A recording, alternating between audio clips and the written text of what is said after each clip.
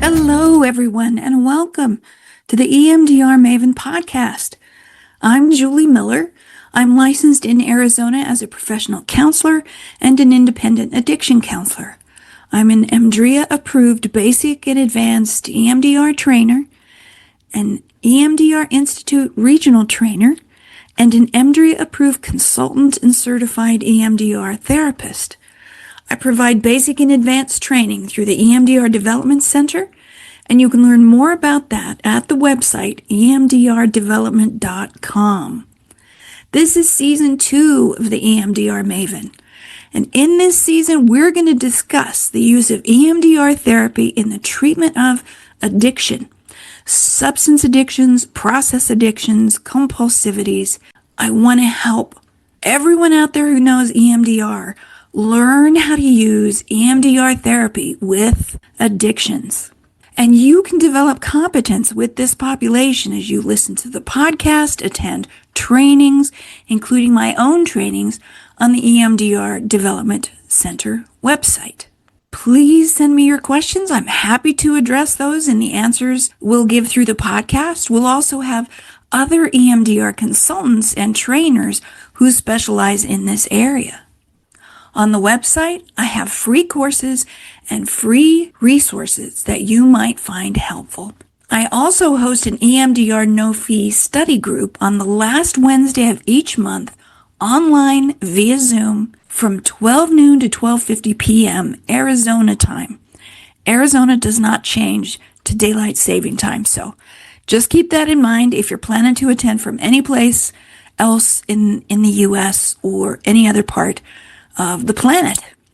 We meet every month except for December, and this group is for anyone who's completed the EMDR basic training. You can send me an email, and I will be glad to send you the link. Again, you can send me an email at jmiller4721@gmail.com. In this episode, we're going to discuss some of the issues with attachment trauma and the research with EMDR and addiction. We're also going to talk a little bit about some of the challenges and a myth, a really important myth that we want to debunk about the use of EMDR therapy with folks with addiction disorders. We talked a little bit in the last couple episodes about maybe where addiction comes from, some of the impact of addiction on our communities and on our world. I want to talk a little bit about addiction as an attachment disorder.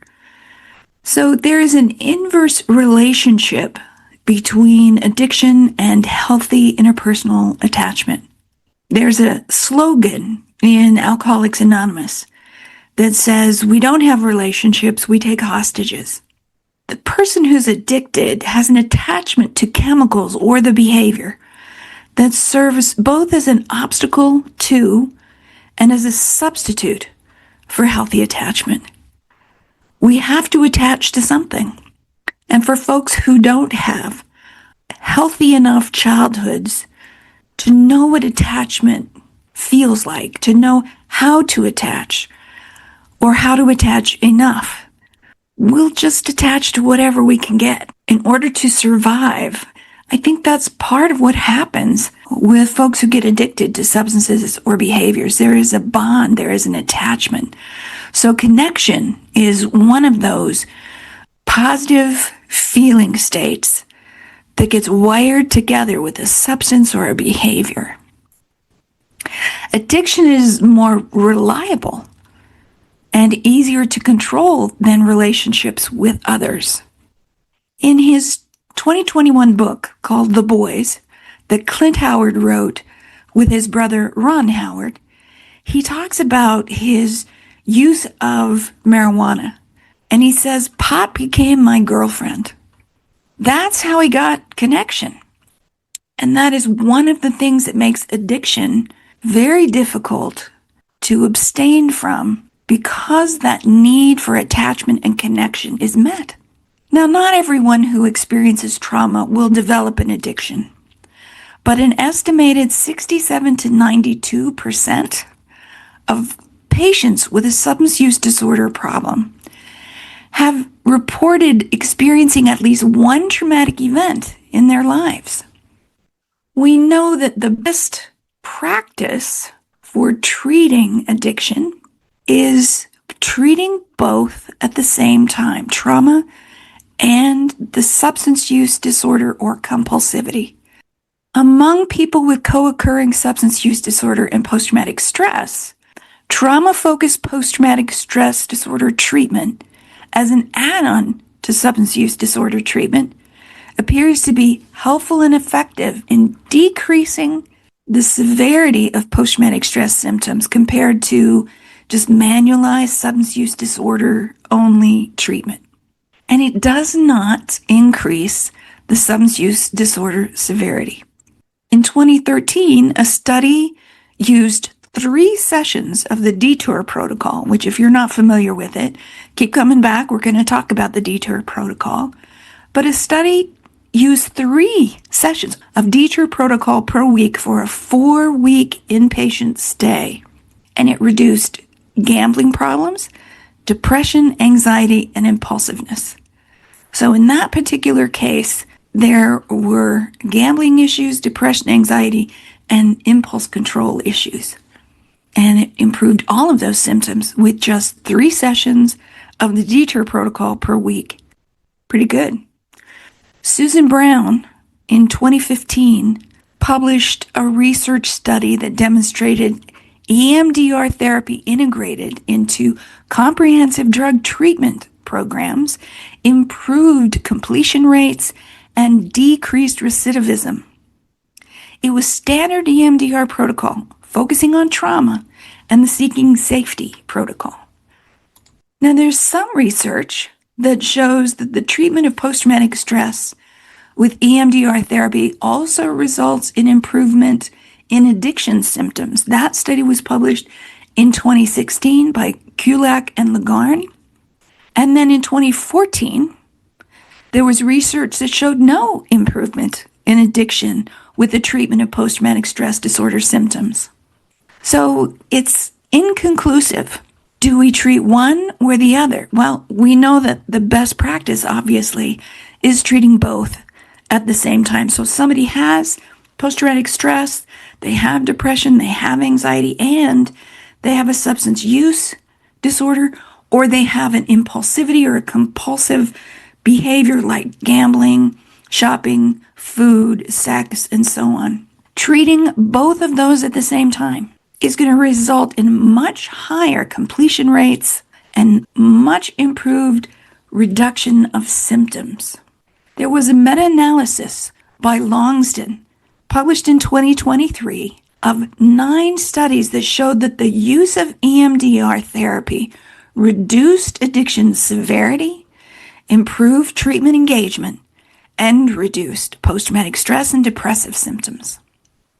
In 2023 also, there was a randomized controlled trial showing that EMDR therapy plus treatment as usual significantly reduced substance craving, the pleasantness or longing for substances, and the target memory vividness of using versus treatment as usual.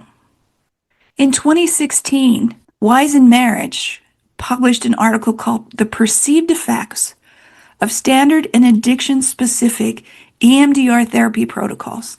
What they found was that the relationship with the therapist was integral to successful EMDR therapy, and that working on traumatic memories did not increase the client's desire to use substances or practice addictive behaviors.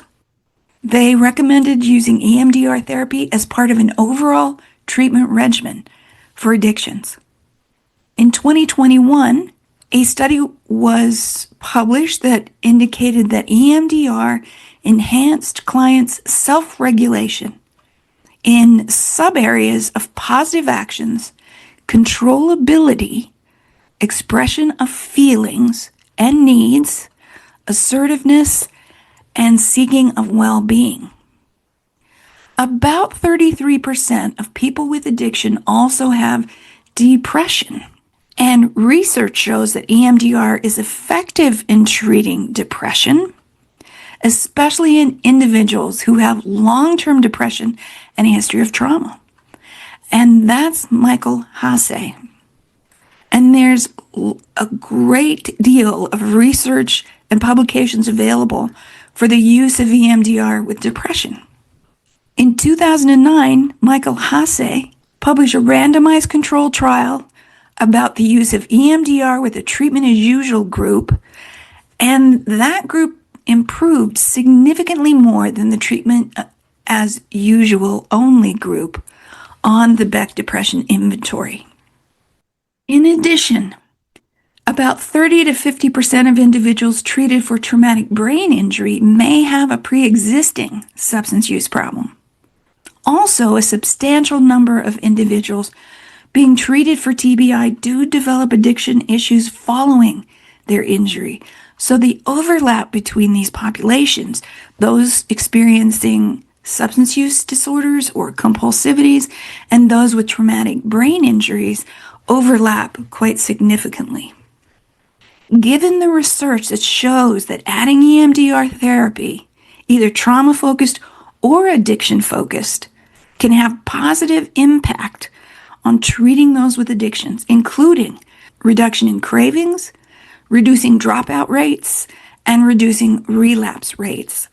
My only question is why we don't use it. I know that there are inpatient facilities all over the United States that do use EMDR therapy. I can't say they use addiction-focused EMDR therapy.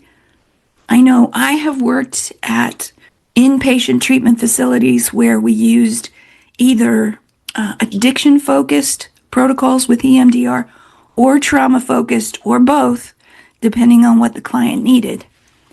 But most of the outpatient programs that I'm familiar with in my area do not include EMDR therapy with the treatment that they're providing.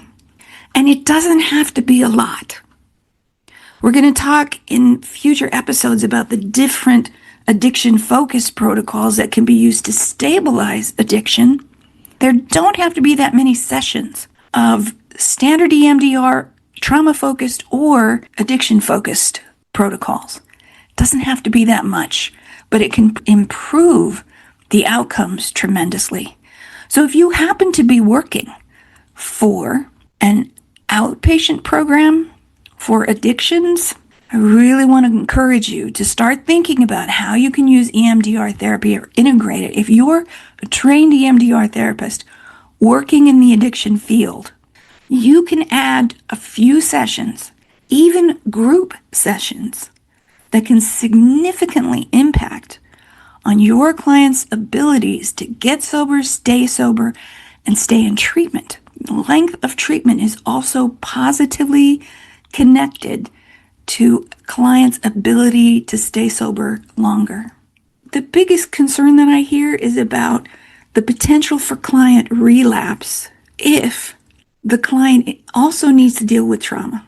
Now, when I was a youngster in the field, and I think I said this in a previous episode, that it was unheard of to do trauma work when someone had not yet been sober a year.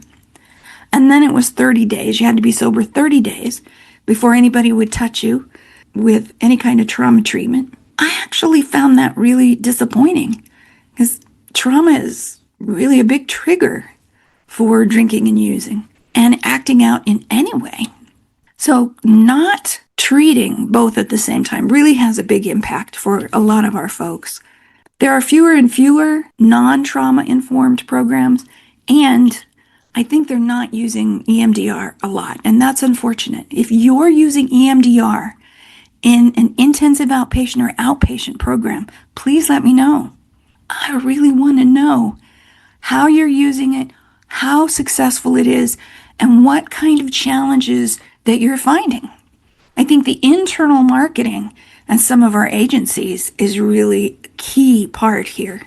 So those big concerns about relapse have been belied by some of the research.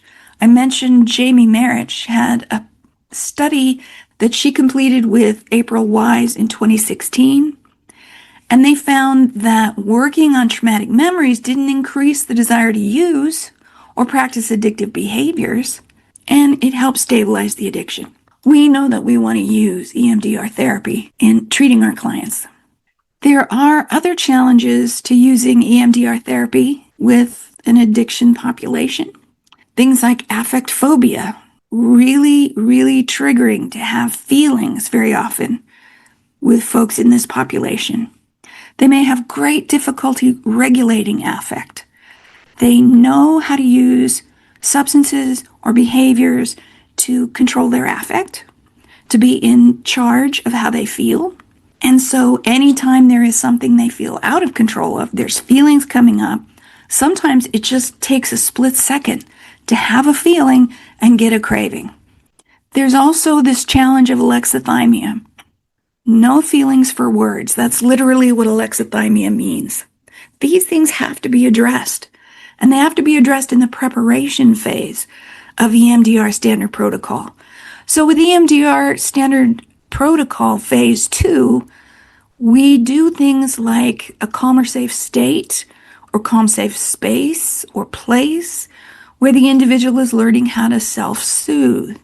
We are going to want to use more preparation in treating folks with addictions with EMDR therapy because it really is a symptom of complex trauma. There's a lot going on, and there's often few skills for calming or soothing. Being able to just tolerate intense affect, naming it, imagining it, noticing where one feels it, those are all challenges. So we have to address that in the preparation phase. We do want to keep reducing the risk of relapse. So not only do we need the client to know how to change state, how to ground and stay present, but we also need the clinician to know how to manage or restrict processing if there's intrusive trauma material that starts to emerge, no matter what protocol you're using. If you're doing standard protocol, if you're using an addiction-focused protocol, if traumatic material begins to emerge and the client's not ready, they haven't learned yet how to change state, or they haven't learned yet how to tolerate the affect that's coming up, we want to make sure that we can manage the pace. So we're restricting processing, we're helping the client contain material, and so on. That's on the clinician. We need to know how to manage or restrict processing if things kind of go pear-shaped. We are going to have a special guest on our next episode, and that will be Susan Brown from California. She's been in this field in treating addictions, working with EMDR therapy, treating complex trauma and dissociation for a long time. I believe she told me 30 years. So she's going to be a special guest for us on our next episode. We're going to talk probably a couple of times about the use of internal family systems and attachment focus in treating addiction clients with EMDR therapy. So I'm hopeful that you'll join us then.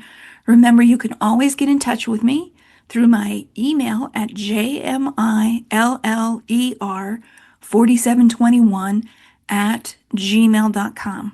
Send me questions, send me comments. If you don't agree with something that I've said, I really want to hear from you, so please let me know. If you're using any form of EMDR therapy with your addiction clients, please let me know. I'd love to hear about it. I'd love to talk about it. And if you'd like to talk about it on the podcast, just get in touch with me. Again, it's jmiller4721@gmail.com. I hope everybody has a great day, and we'll talk to you again soon. Thanks. Bye, everybody.